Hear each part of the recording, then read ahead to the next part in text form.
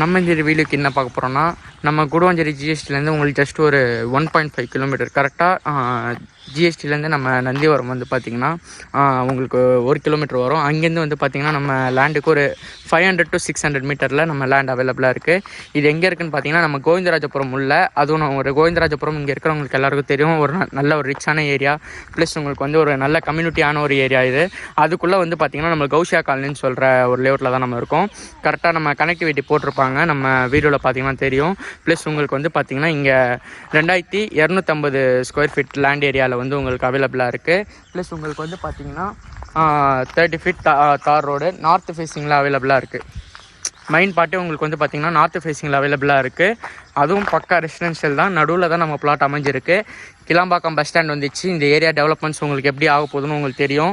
கோயம்பேடு வரதுக்கு முன்னாடி அதை சுற்றி உள்ள ஏரியாஸ் வந்து எப்படி இருந்ததுன்னு தெரியும். இப்போ நம்ம கிளாம்பாக்கம் பஸ் ஸ்டாண்ட் வந்து நம்பர் 1 பஸ் ஸ்டாண்டாக இருக்குது. அதை சுற்றி இருக்கிறத சென்டர் பாயிண்ட் நம்ம குடுவாஞ்சேரி தான். அந்த டெவலப்மெண்ட்டை பார்த்திங்கன்னா இங்கே எப்படி இருக்குன்னு உங்களுக்கு தெரியும். இந்த லேண்டை வேணுன்றவங்க சீக்கிரம் கான்டாக்ட் பண்ணுங்கள். தேங்க்யூ.